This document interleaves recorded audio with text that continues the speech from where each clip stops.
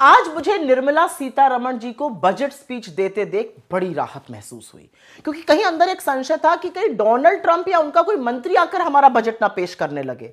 भाई, जिस तरह से हमारे देश की नीतियां, हमारी विदेश नीति, हमारी आर्थिक नीति, हम किससे तेल खरीदेंगे, किससे नहीं खरीदेंगे, किस दाम पर खरीदेंगे, इस सब की घोषणा ट्रंप कर रहे थे, तो कहीं ना कहीं यह डर बड़ा वाजिब था। खैर, निर्मला जी ने 1.5 घंटे की बजट स्पीच दी। अपनी पूरे बजट में उन्होंने एक बार भी एफडीआई का जिक्र नहीं किया, जो नेगेटिव हो चुका है।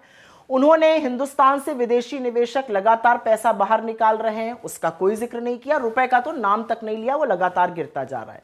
इस बजट में रोजगार कैसे बनेगा, मैन्युफैक्चरिंग कैसे बनेगी, किसानों के लिए क्या किया जा सकता है, इसका कोई जिक्र ही नहीं है। असल में तो ये जो बजट है और इसके सारे के सारे जो आंकड़े हैं वो कटौती करके हासिल किए गए। ये असल में कटौती का बजट है और बजट के आंकड़े खुद आर्थिक मंदी का सबसे बड़ा प्रमाण है। बात पहले करेंगे चालू वित्तीय वर्ष, अभी प्रेजेंट फिस्कल ईयर 2025-2026 की, और यहां पर मैं कंपैरिजन कर रही हूं जो बजटेड एस्टिमेट था और जो रिवाइज्ड एस्टिमेट था, और कितना कम रिवाइज्ड एस्टिमेट है बजटेड एस्टिमेट से।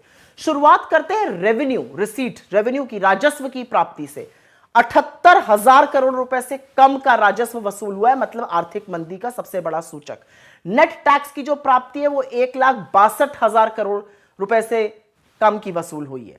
कुल खर्चे में सरकार ने 1,00,000 करोड़ से ज्यादा की कटौती करी है। यहां तक कि कैपिटल एक्सपेंडिचर में भी 1,44,000 करोड़ रुपए की कटौती की गई है। हेल्थ, स्वास्थ्य में करीब करीब 3,686 करोड़ की कटौती की गई है। शिक्षा का बजट 6,700 करोड़ से ऊपर का काटा गया है। कृषि क्षेत्र की में जो बजट की कटौती है वो 7,000 करोड़ के आसपास की गई है। ग्रामीण विकास, रूरल डेवलपमेंट में बजट की कटौती 53,000 करोड़ रुपए से ज्यादा की गई है। शहरी विकास में करीब करीब 40,000 करोड़ रुपए काटे गए हैं। प्रधानमंत्री आवास योजना में 3,200 रुपए की कटौती हुई है। तो लगातार बजट कटता जा रहा है। जल जीवन मिशन और पेयजल में 50,000 करोड़ रुपए की कटौती हुई। आपको याद होगा, दूषित पानी पीकर लोग मर रहे हैं। लेकिन सबसे क्रूअल कटौती जो है वो एससी, एसटी और ओबीसी योजनाओं के बजट में की गई है।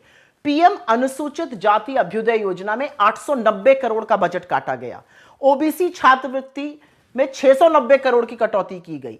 दलितों के लिए पोस्ट मैट्रिक जो स्कॉलरशिप होती है उसमें 360 करोड़ रुपए काटे गए। ट्राइबल्स के लिए जो विकास का कार्यक्रम होता है उसमें करीब करीब 1,600 करोड़ रुपए की कटौती की गई।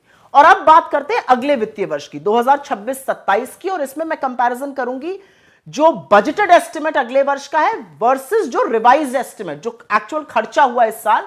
तो किन किन स्कीम्स में पैसा काटा गया? खाद्य सुरक्षा में कम आवंटित किया गया है, यूरिया सब्सिडी में कम आवंटित किया गया है, गरीबों के लिए जो एलपीजी योजना होती है उसमें कम आवंटित किया है, फसल बीमा योजना में कम पैसा डाला है, विमान और एरो इंजन में कम पैसा है, नौसेना डॉकयार्ड परियोजना में कम पैसा है, वायुसेना के जो प्रोजेक्ट्स हैं उसमें कम पैसा है, और राष्ट्रीय सुरक्षा में जो टेक्नोलॉजी लगती है उसमें कम पैसा है।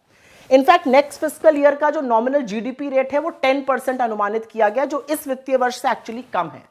तो यह स्पष्ट है कि बजट के आंकड़े सरकारी खर्चे में भारी कटौती करके हासिल किए गए। सरकार ने स्वास्थ्य में, शिक्षा में, कृषि में, सामाजिक कल्याण में, दलित, आदिवासी पिछड़ों की छात्रवृत्ति जैसे महत्वपूर्ण क्षेत्रों के फंड काटे हैं।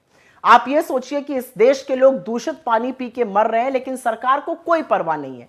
जल जीवन मिशन और पेयजल में बजट का मात्र 2% जो आवंटित फंड था वो इस्तेमाल हुआ है। और ये जो 4.4% का फिस्कल डेफिसिट है ना, ये कोई खुशी मनाने की बात नहीं है। ये महत्वपूर्ण क्षेत्रों जिसमें केपेक्स भी शामिल है, कैपिटल एक्सपेंडिचर, उसको काटकर हासिल किया गया है।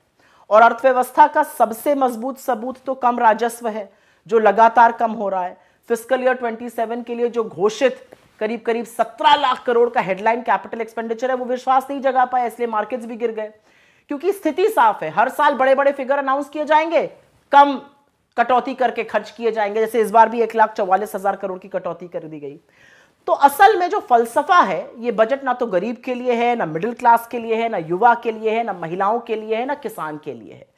इस बजट ने आज के गंभीर मुद्दे, चाहे वो बेरोजगारी हो, चाहे वो रुपए का गिरना हो, चाहे वो फॉरेन इन्वेस्टमेंट का ना आना हो, चाहे वो भारतीय कंपनियों का भारत में निवेश ना करके विदेश में निवेश करना हो, उससे कोई लेना देना नहीं है। आज की समस्याओं से मुंह मोड़कर एक बजट पेश किया गया जिससे कोई खुश होता हुआ या किसी का भला होता हुआ नजर नहीं आ रहा है।